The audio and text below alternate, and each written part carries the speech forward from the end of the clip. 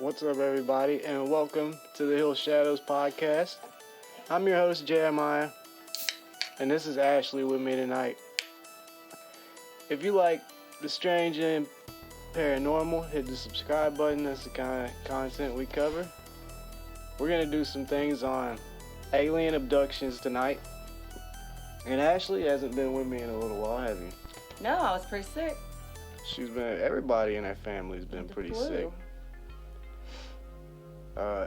It was probably, a little before Thanksgiving when people got, our daughter initially got sick, and shortly after our other daughter, and then you, and then me, and it's just been one of those things you can't get rid of.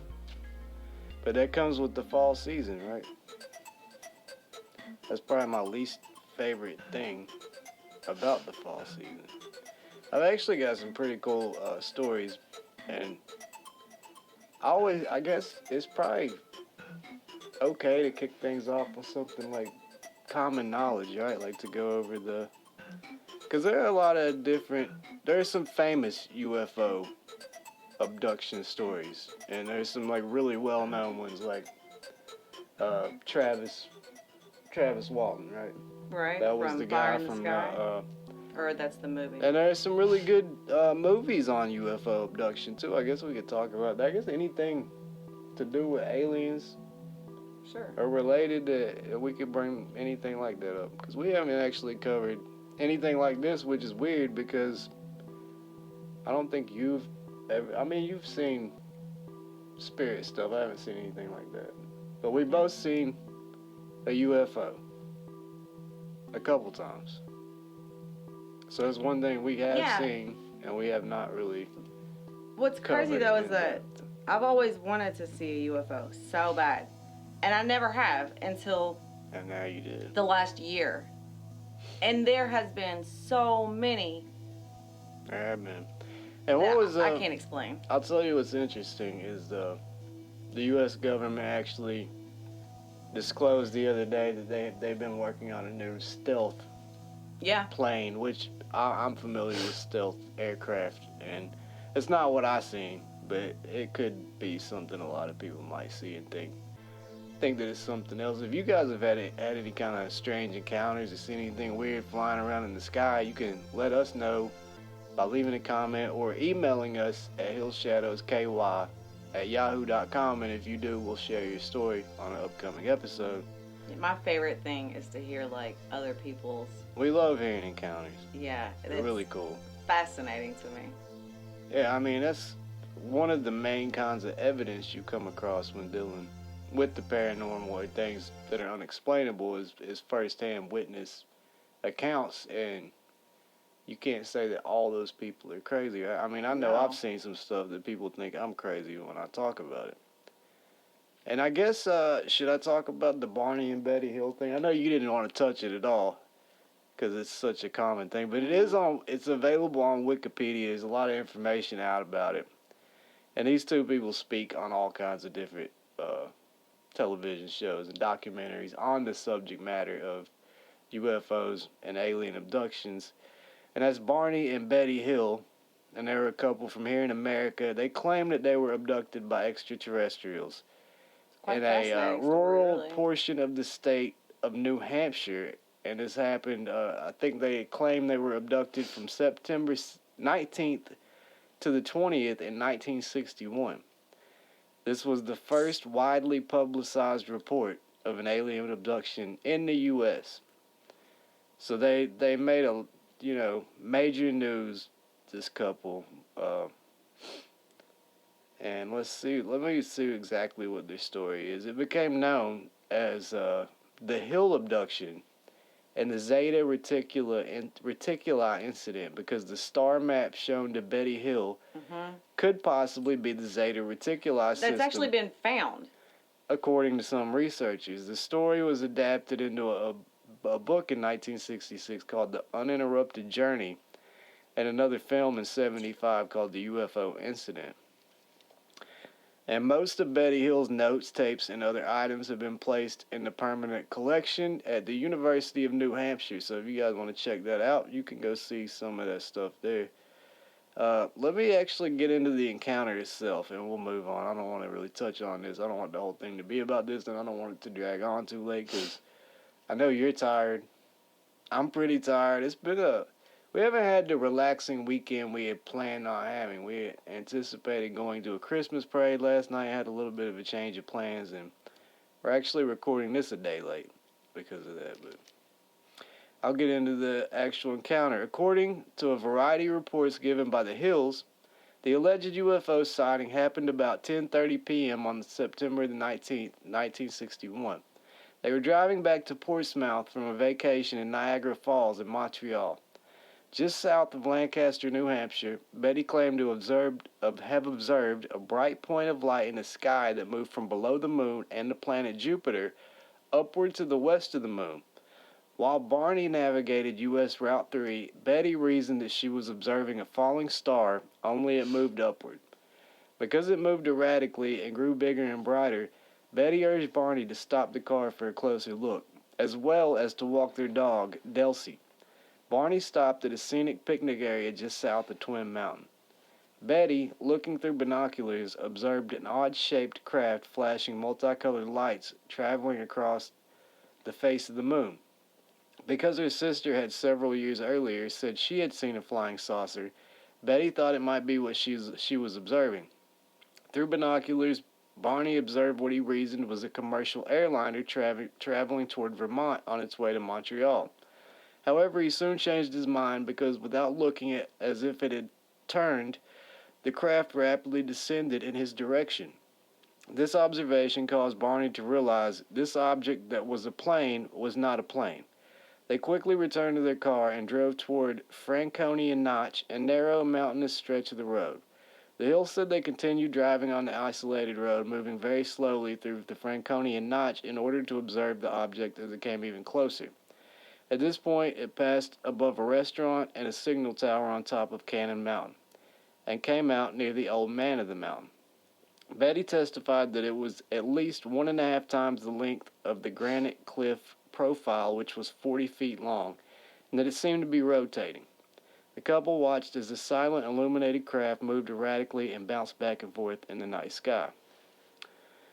So I think basically what ends up happening, because like I said, I don't want to drag on with this too much. Well, I mean, the best part, you haven't even got to I have the not best gotten parts to the of best it, part. I'm trying to see how like what far. happened once they were, right, like, you know? Yeah, like what happened once. Well, I don't think they really know exactly what happened, right? Yeah, they remember. Do they remember? Yeah. So let's see. So almost immediately, the Hills heard a rhythmic series of beeping or buzzing sounds, which they said seemed to bounce off the trunk of their vehicle. The car vibrated, and a tingling sensation passed through the Hills' bodies. The Hills said they then experienced the onset of an altered state of consciousness that left their minds dulled. A second series of beeping or buzzing sounds returned the couple to full consciousness. They found they had traveled nearly 35 miles south, but had only vague, spotty memories of this section of the road. They recalled making a sudden, sharp, unplanned turn, encountering a roadblock, and observing a fiery orb in the road. So yeah, the Hills assert that they had some odd sensations and impulse that they could not explain. Betty insisted their luggage be kept near the back door rather than in the main part of the house. Their watches would never work again. Barney said that the leather strap for the binoculars was torn, though he could not recall it tearing. The toes of his best-dressed shoes were scraped. Barney says he was compelled to examine his genitals in the bathroom, though he found nothing unusual. They took long showers to remove possible contamination, and each drew a picture of what they had observed.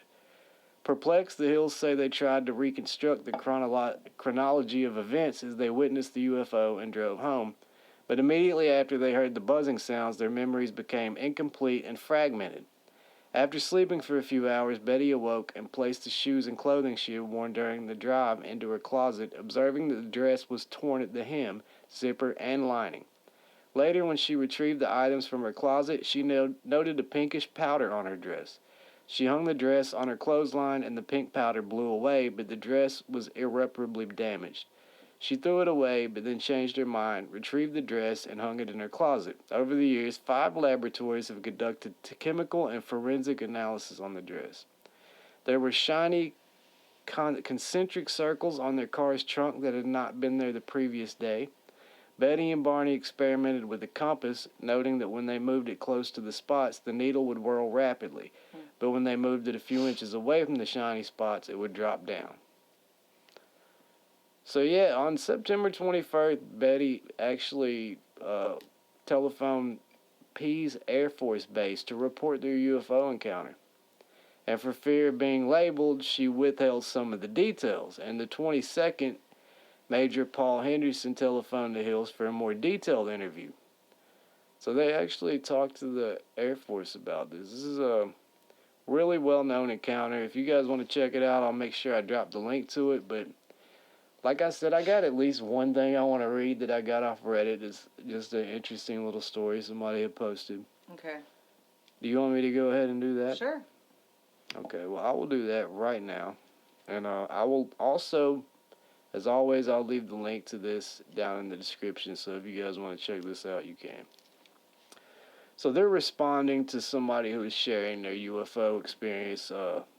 This is the user is TheroPissed. I have similar experiences to another user. One is more reoccurring and involves really vivid dreams and sleep paralysis. I'll open with something that I either dreamt or really experienced as a kid. So let's hope. I'm thinking maybe this was a memory, right? Mm-hmm. I was between the ages of 5 and 8, and I was sleeping over at my grandma's house being watched by my aunt and her boyfriend. Me and my 2 cousins were in the enclosed patio turned living room that had a TV in it and a couch and enough space for 3 kids in between to fall asleep in. So we were told by my aunt and her boyfriend to face the TV and go to sleep while the 2 presumably sat and watched us. Or did whatever. Anyway, I don't remember how long I sat there, laying towards the TV, but being a smartass, I turned around. I had to screenshot this. Let me find them out. I turned around to see the 2 caretakers asleep, and above them in the patio screen, outside, I see a gray. Immediately, I turned around and pulled my blanket over my head because apparently I'm Harry Potter. 5 minutes pass, I look again, it's gone. Then I hear a twig break above my head where the patio door is. I see the creature bent on one knee, resting on the other, with its head turning somewhat to the side in curiosity. Immediately, I retreated to my comfortable blanket of impenetrableness. I fell asleep. The next morning, I wake in my bed at home to where my mom and stepfather had taken me from his mother's house. The quotations earlier were to denote stepfamily. This was not uncommon, as this happened a lot. They both work nights. Anyways, I go outside for some long-forgotten reason. I gotta find my place again here. For some long-forgotten reason. And see a tiny alien figurine in the mulch near my apartment complex. I run inside to get my stepfather. He comes back out with me. It is gone. He hits me for lying, and that ends that story. The reoccurring thing for me is sleep paralysis, but on larger extent, realistic, vivid, almost lucid dreams, to the point where I've started to confuse them with memories, and they happen whenever I sleep. 5-minute naps, 4 hours of sleep, 8 hours of sleep, any amount of time I sleep, 80% of the time I will have a dream I confuse with reality. I often feel extremely tired as well throughout the day. Earlier today, I had a 20-minute nap, dreamt I was at work, and had crashed my car. This was so realistic I had woken up suddenly breathing hard, wondering how I got in my girlfriend's bed. Sleep paralysis happens every couple of months that I remember and is usually frightening. Normal sleep paralysis, however, can't move, afraid, paranoid, feeling of being watched, etc. So yeah, that's pretty much the story, you know. It's another line. It sounds like just sleep paralysis. I mean, it's a pretty vivid one. Oh well, I don't think that I've ever experienced sleep paralysis, but. So you've got something you want to share as well, right? Well, I found some little excerpts. I don't know how do you say the word excerpt. How do you say it? Excerpts? Excerpts. That sounds right. Yeah. I don't know how you say it. Anywho, an excerpt from a book that Bud Hopkins wrote. Bud Hopkins. Yeah, I don't know who Bud Hopkins is, but he sounds like he would write a good book. It seems like I've heard the name before. Some people may watch this and be like, "You're an idiot." I feel like he would write a good book. I don't know, just by the name. If I had that name, I would write books. Okay. So, I guess he does a lot of research with like a lot of abduction or just UFO cases, right, in general. And these are excerpts from his book. I have two of them. This actually, I found this on pbs.org. Oh, nice. Well, I'll drop the link for you guys as always in the description. I'll have you save it for me. So. And they're excerpts from his book, excerpts from interview with Bud Hopkins cases, people who believe they have been abducted by aliens. And this is the Linda case. The best case that I'd ever worked with, and is extraordinarily important, and it's the subject of the book that I'm working on right now. It involves a woman who was abducted, who I had worked with before this experience. Whoops, hold on. Okay. She was abducted from a 12th floor apartment in Manhattan, floated out the window, and in this case, the UFO occupants wanted this to be seen for various complicated reasons. I'm not sure what makes them complicated, but we'll see. And it starts out, so therefore, it was not masked or hidden or whatnot.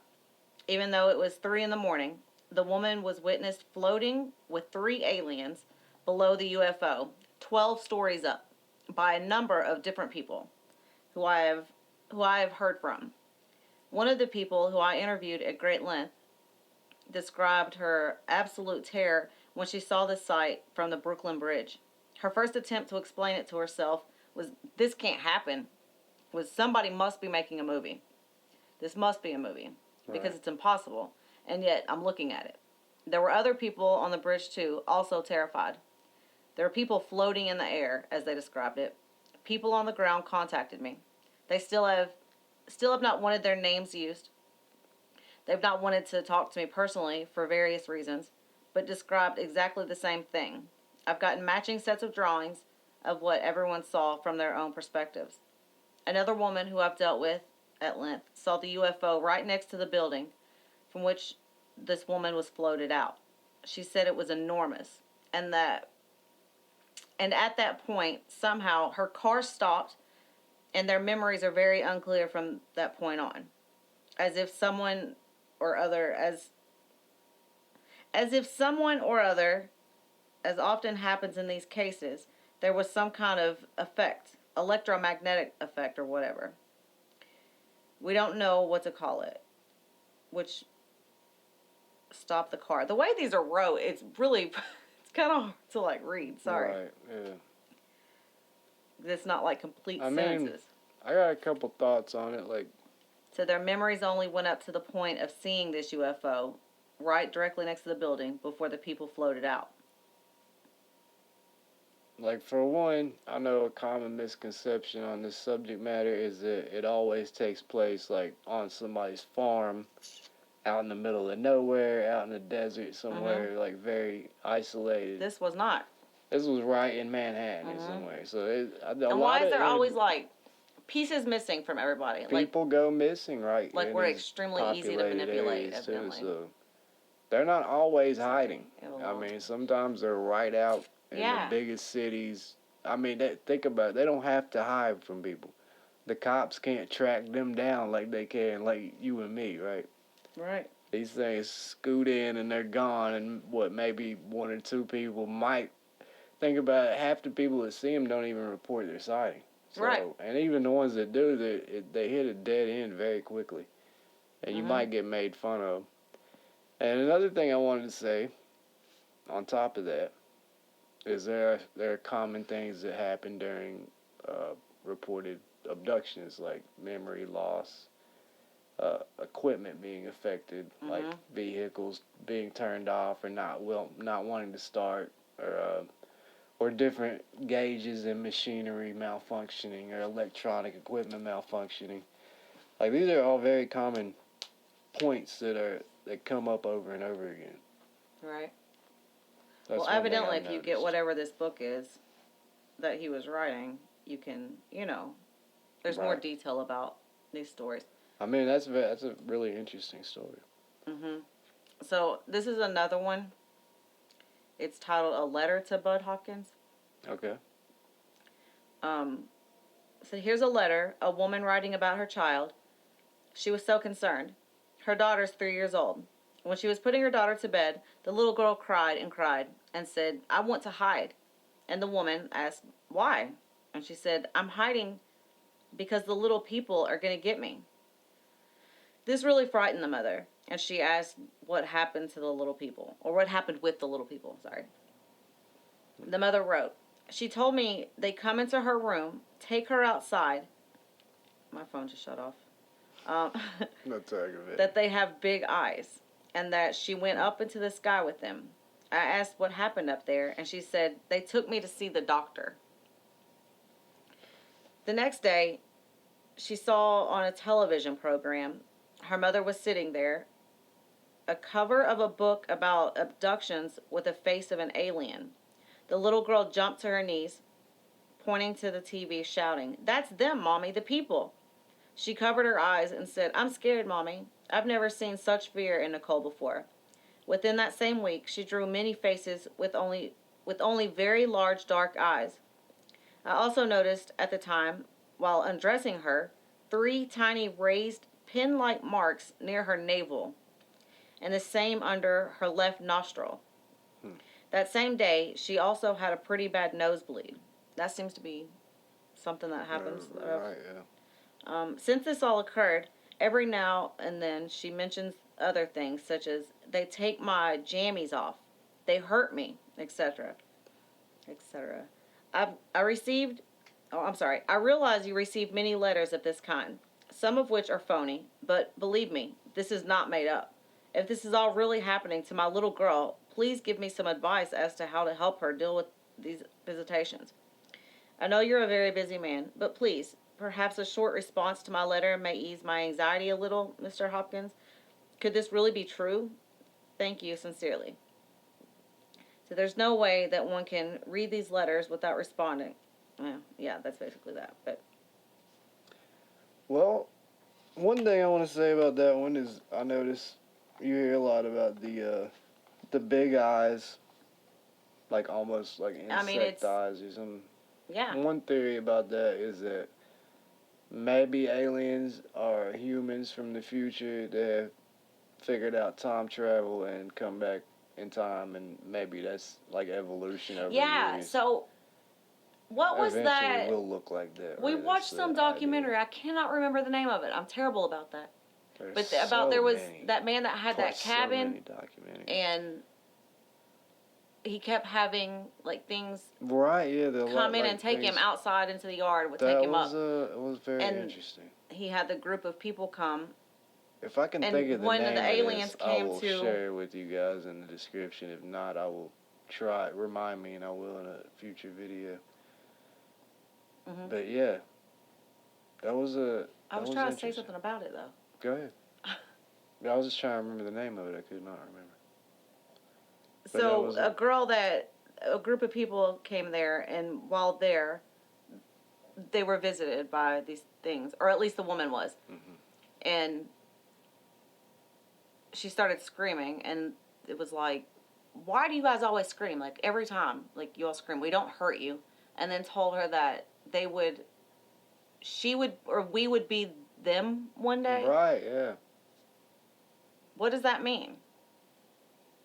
We I will don't be know. them You one know, day. So is that in you fact could take that like future? a couple different ways, right? She could be saying that maybe something happens when we leave this body, Right, because and that then was a we big thing become about the something like documentary as that. well. Was like the relation. Or maybe it is like one day we evolve into, I don't know. That's interesting either way. Yeah. That's something to think about. Another thing I thought that hit me is there's so much information on this particular subject matter.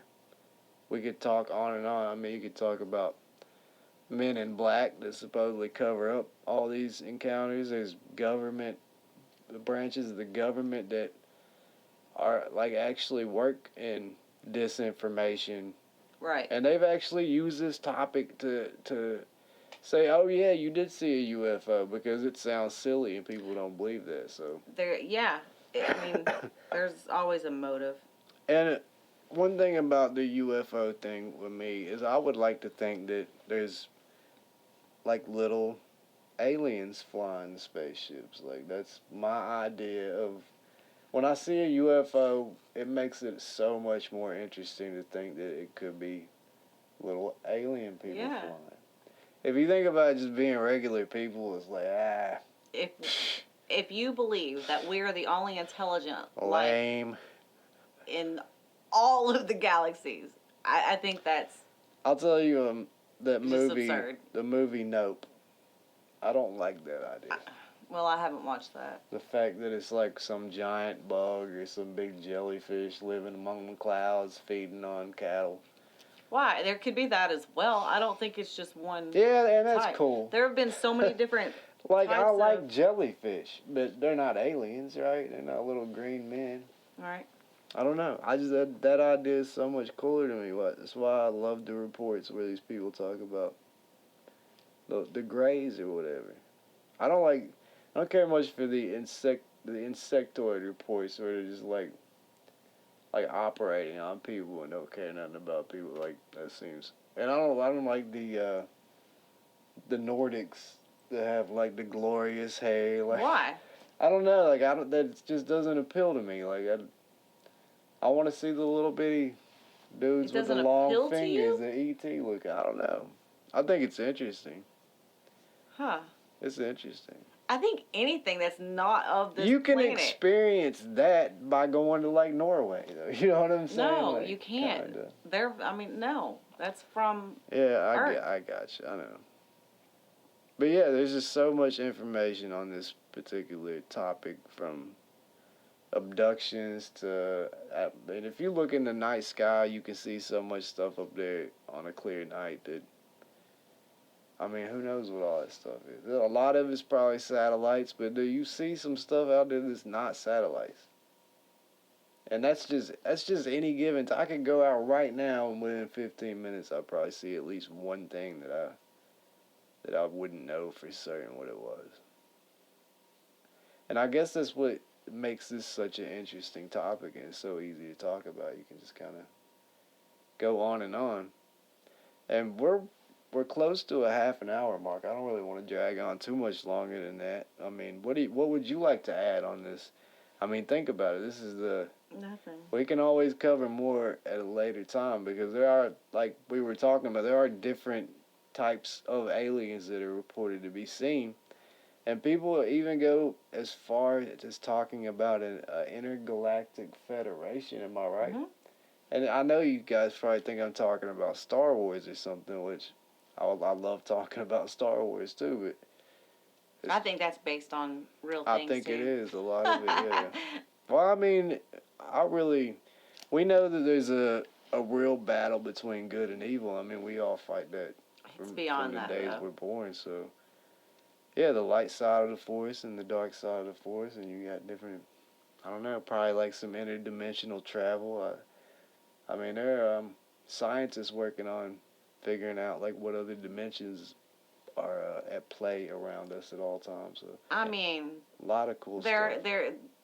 There has to be. I mean, the Philadelphia experiment. What year was that? Like if that the 40s or something? If maybe that before actually took place, that's some crazy stuff. It the disappeared. thing about it is there's whole not a lot of witnesses. Naval ship. If there was more like first-hand accounts, I would find it more believable. But the story itself, man, I don't think anybody can make it up, right? It's kind of out there. Like for what to have happened, for somebody to make that up, that's a stretch, right? What, Like, you the could Philadelphia make up- experiment? Yeah, because Or the whole Star Wars? no, the Philadelphia. Oh, okay. Like, No, I it's just supposed to be find, real. Like the details of it are pretty. It's shrouded in secrecy. So there's It's not, interesting. I don't know if you guys know about it. I'm not gonna get into it right now, but yeah, maybe we'll cover that in the future or something. Mhm. But anyway, we're what 3 weeks out from Christmas almost, right? Christmas Eve. 3 weeks from Christmas Eve. So you guys stay safe out there, man. It's getting kind of crazy. People go nuts this time of the year shopping, and everybody wants to choke the next person to get the nicest Christmas gift or whatever. Just stay peaceful and be loving and stay safe. Maybe we should do a second part. To the aliens? Yeah. We could continue next week. Ashley's been just- absent for like 3 weeks. I've been having to come here. And I mean, I do most of the editing by myself. But Well, I at mean, I least was this sick for part- a week. And then when I was better, my voice was gone. So, I mean. Yeah, it's been a crazy time. I think it's a transition from like the warm weather to the cold weather, just like that middle point Or where it's you're like, germs. it could be It's that germs. too, but I honestly, Weather God, doesn't I make really, people sick. Germs do. I think it's the hot and cold. I think that messes with a lot of people and throws your immune system off. That's my theory. Because honestly, when we get into the cold months, it's not that bad, is it? Like if you think about last fall, it was the same stuff, man. We were so sick. Like we had COVID running through his household like crazy last year. It was terrible. It was awful, and after the new year came, it chilled out, right? For the most part, it seems like it. No, it was because crazy. We'd already had it. It was crazy after that. I had to chill out. But yeah, I'm hopefully this year, you know, everything will go off without a hitch. We had a good Thanksgiving. We made it through that. We were able to eat as a family, and God willing, we'll do the same thing on Christmas. But we'll get out of here so you guys can get on with your weekend. And if, like I said, if you guys like the strange, unusual, unexplainable, paranormal, hit that subscribe button. And make sure you hit the like button too if you like the video. That helps us out a lot, and it will help our video get recommended to other people so we can get more subscribers and make better videos eventually. So you guys have a wonderful weekend, and we'll see you guys next week. Bye.